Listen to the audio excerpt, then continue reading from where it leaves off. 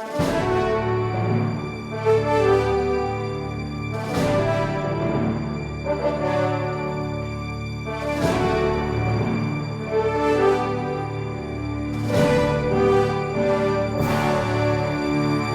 que devemos pensar a respeito do candomblé? Esta é a pergunta que eu gostaria de responder no Resposta Católica de hoje.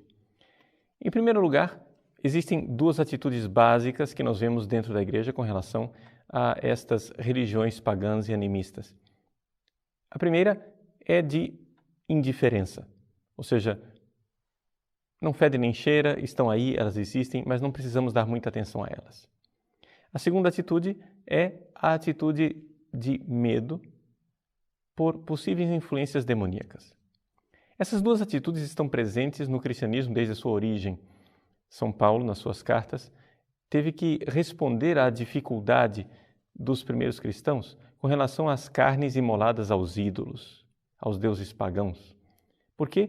Porque alguns fiéis estavam realmente muito preocupados com a contaminação que estes alimentos poderiam dar. São Paulo tem uma atitude um pouco cética com relação às religiões antigas. Ele diz, os ídolos, eu os reputo em nada. Mas, se isso vai escandalizar os fracos, tudo bem, eu me abstenho de comer a carne imolada aos ídolos. Vejam, essas duas atitudes elas existem. Eu gostaria, no entanto, de fazer uma outra abordagem. Gostaria de tentar compreender o candomblé desde dentro, para que então nós, com os próprios princípios do candomblé, entendêssemos a grande diferença que existe entre o cristianismo e estas religiões pagãs, sem inicialmente demonizá-las ou ter uma repulsa. Vamos entender o que é que está por trás. Existe uma lógica maior no candomblé do que nós possamos suspeitar inicialmente. A ideia que nós temos a respeito do candomblé é que se trata de uma religião rudimentar, portanto, que não tem princípios lógicos. Mas se você for ver, os primeiros cristãos é que tiveram uma grande dificuldade de explicar para os pagãos que nós não tínhamos uma religião irracional. Você veja, por exemplo, o embate, o debate de Orígenes, escritor cristão, contra Celso.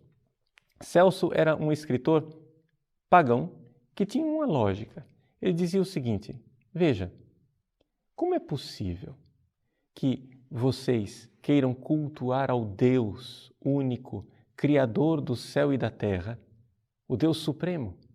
Ora, Deus Supremo, ele é imutável.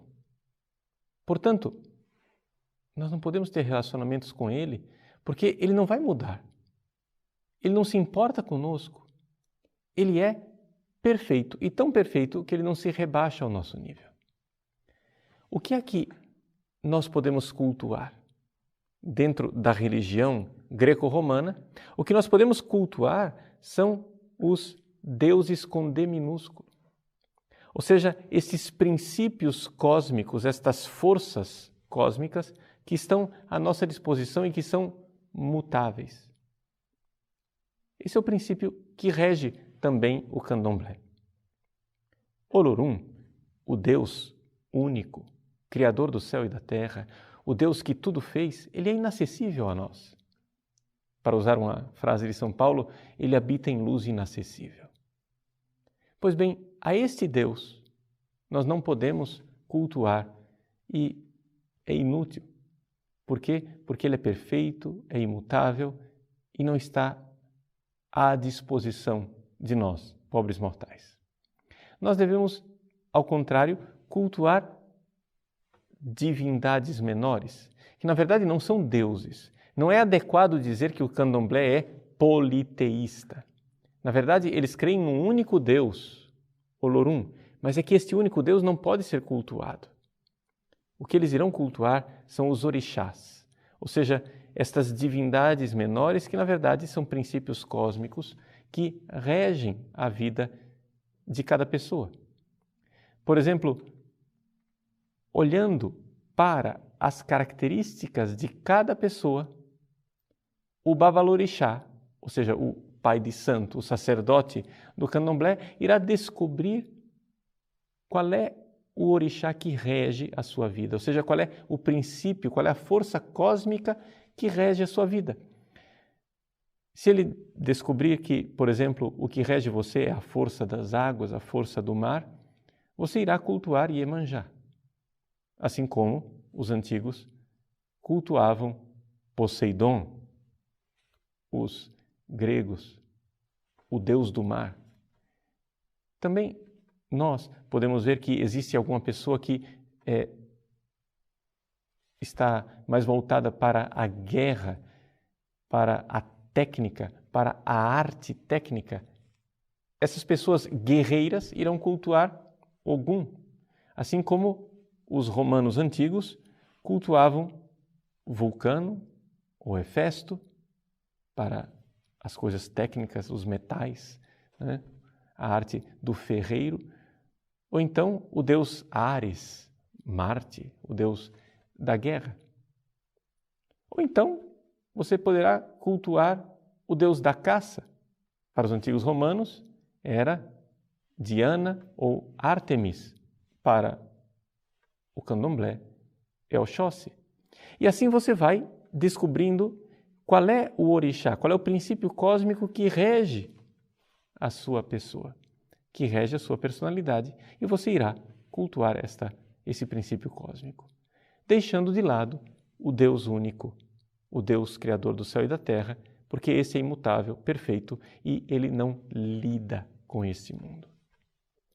Esse é o princípio lógico da religião pagã animista, tal qual ela era realizada nos antigos mitos e na antiga religião greco-romana ou, atualmente, na mitologia e nas crenças afro-brasileiras. Pois bem, o que dizer de tudo isso? Primeira coisa, nós precisamos dar a mão à palmatória como cristãos e dizer que existe uma certa lógica no que eles estão dizendo. De fato, Deus perfeito, Deus imutável, Deus criador do céu e da terra, parece habitar em luz inacessível. Mas nós cristãos, por revelação divina, descobrimos algo que os pagãos não suspeitavam. É que este Deus desceu dos céus e veio habitar em nosso meio através do seu Filho Jesus. Jesus é o próprio Deus, Criador do céu e da terra, que se fez homem. Os pagãos, como Celso, ficam indignados e dizem: como é possível um Deus imutável mudar assim? É que, através da revelação, nós começamos a ver que esta lógica pagã, na verdade, não é muito lógica. Deus imutável, sim, mas não um Deus engessado, um Deus morto. Porque a grande verdade é que nós não temos experiência do que seja imutável. A grande verdade é que quando nós imaginamos o imutável, nós imaginamos algo morto. Ora, nós sabemos que Deus, que é imutável, na verdade é vivo e, portanto, dinâmico. E isto é uma coisa que não cabe na nossa cabeça.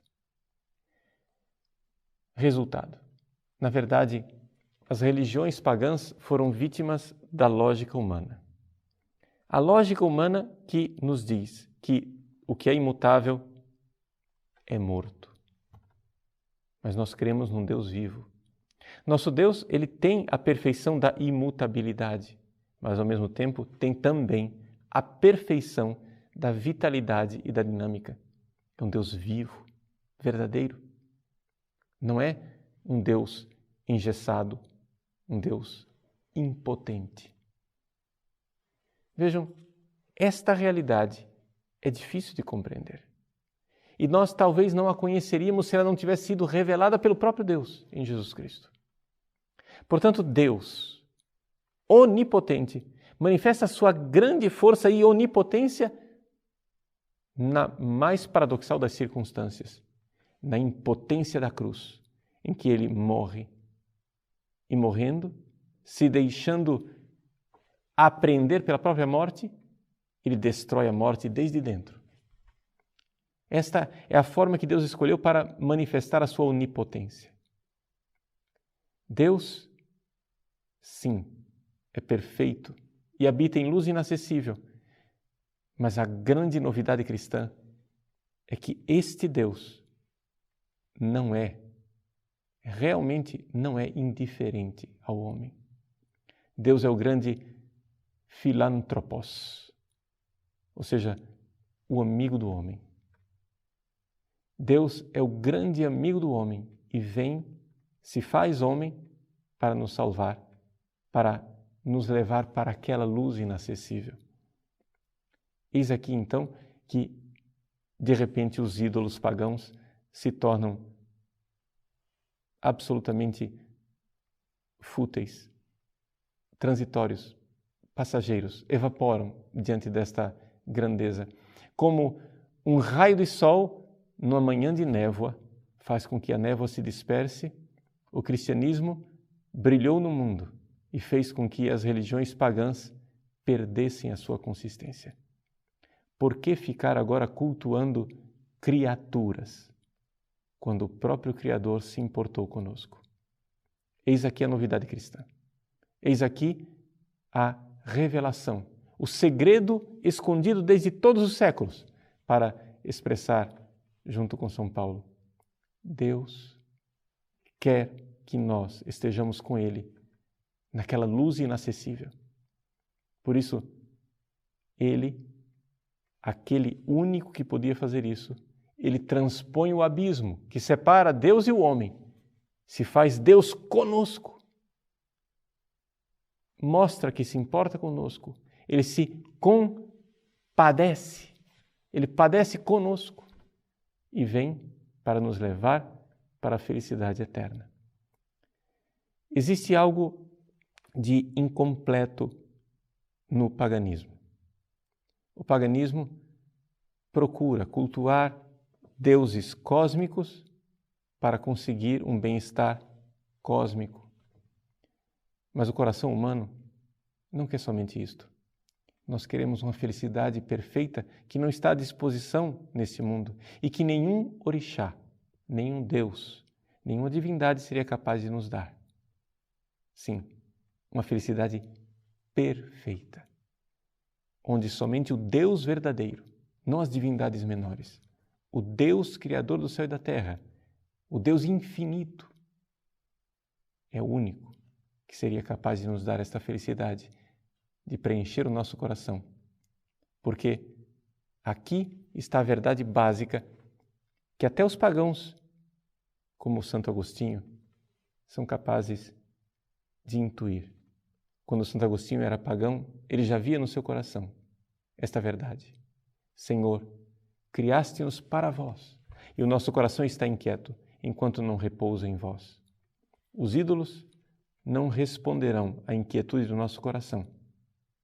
Os ídolos, uma vez que o sol brilha, os ídolos se dispersam como a névoa se dispersa numa manhã ensolarada.